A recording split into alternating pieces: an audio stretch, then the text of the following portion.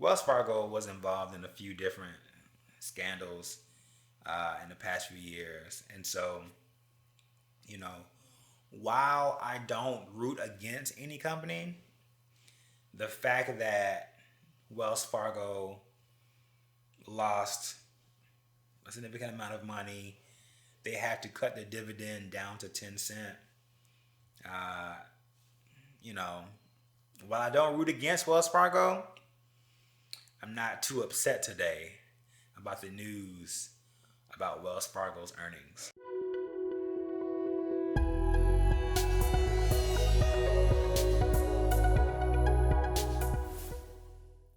Good morning, everyone. It's a beautiful day in Craw Park. Let's jump right on in. Today, we're going to pick up what we've been talking about all week and really all month, earnings season. So today we had a full list of heavy hitters today. Delta Airlines, JP Morgan Chase, Wells Fargo, Citigroup, just to name a few. So I want to run through some of the big names of what happened today, but I want to start with JP Morgan Chase. So JP Morgan Chase does something that I definitely dream to do one day. They make billions of dollars in a quarter. Let's just see. And even though we're in a massive recession, let's just see how much money JP Morgan Chase made last quarter. $33.8 billion last quarter.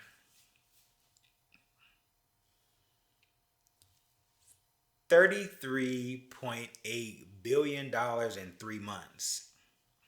That's basically a little bit more than 11 billion per month. Man, I I can stop the video now and that would be enough. 33 billion, 33.8 billion. Gotta put that point 0.8 in there. So you can research how they did it, but the fact that they were able to do that, I mean, that's amazing.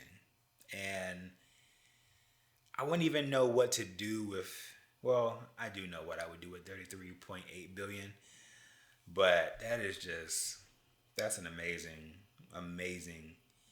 amount of money to make in such a short amount of time. So let's go to the chart and see what happened today. So as you can see, the earnings actually beat expectations. So $1.38 per share versus the forecast of $1.33. And I mean, the market, the stock held its own today. We have a sharp dip here in the open, but a sharp increase to the north side there. But I mean, pretty much held. But when I look back a few days,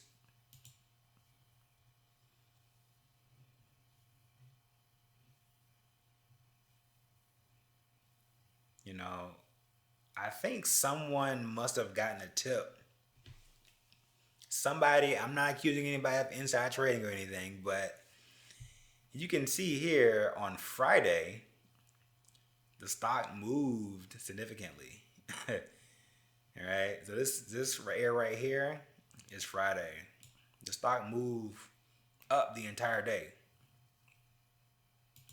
Now that may be for an unrelated, quote unquote, reason, but considering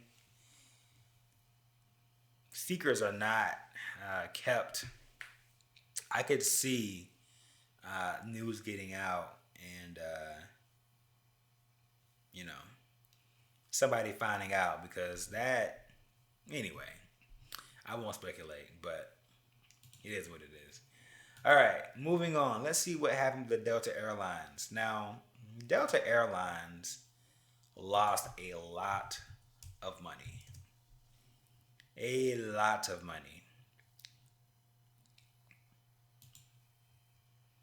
Let's get to today. So they lost $4.43 per share. And that's worse than the forecast of $4.05. So we got this headline here that they lost $5.7 billion last quarter. And they're burning through cash at a rate of $27 million in June.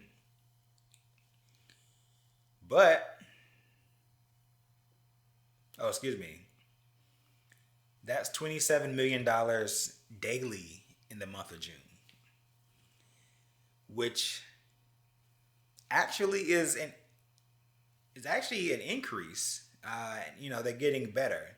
So, that was a decrease.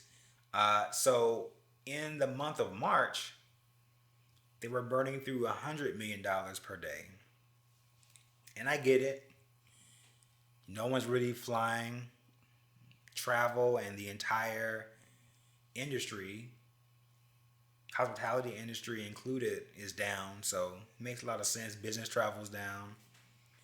But that is an amazing amount of money. Can you imagine spending $100 million per day? Wow. So now we look at the chart. All right. So as you can see, around 7 o'clock, earnings were released. And when the news came out, as you can see, we have the sharp decline.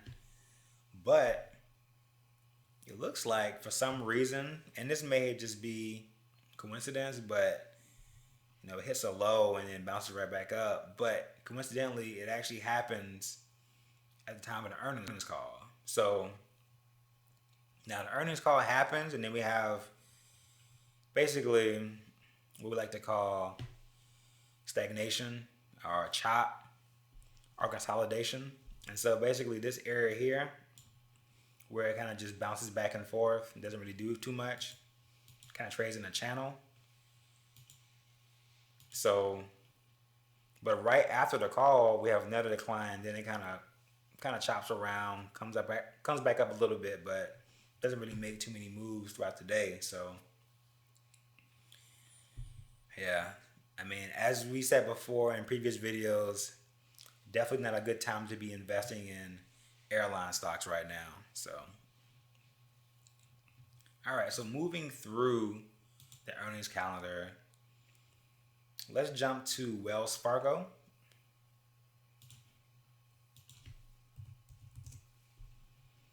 Wells Fargo, kind of choppy.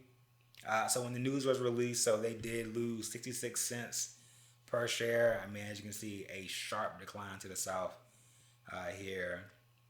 And then kind of bounces. This is a massive beating in the pre-market. Comes back up, but honestly, it doesn't really make any great moves throughout the day. So now let's look at, last but not least, Citigroup. Now Citigroup actually did well, right? So they actually didn't lose money. They made 51 cents per share, but the market still wasn't pleased. And as you can see, there's a decline right here. And they actually made more money than the forecast. The forecast was only 47 cents. They made 51. But as you can see, the market's never satisfied sometimes. And CD actually took a decline all day long. So obviously this conference call didn't help things. And as a matter of fact, right after the conference call, you have this, within 5 minutes, another decline right here. So, yeah. But it is what it is. These banks will be okay. Going back to Wells Fargo, something that I put on my social media accounts, but Wells Fargo was involved in a few different scandals in the past few years. And so, while I don't root against any company, the fact that Wells Fargo lost a significant amount of money. They had to cut the dividend down to 10 cents. Uh, you know, while I don't root against Wells Fargo, I'm not too upset today about the news about Wells Fargo's earnings. So, all right, everybody, thank you so much for watching. I sincerely appreciate it. If you're listening on the podcast, thank you so much. Share with your friends. If you're watching here on YouTube, go ahead and subscribe. I'll see you guys in the next video.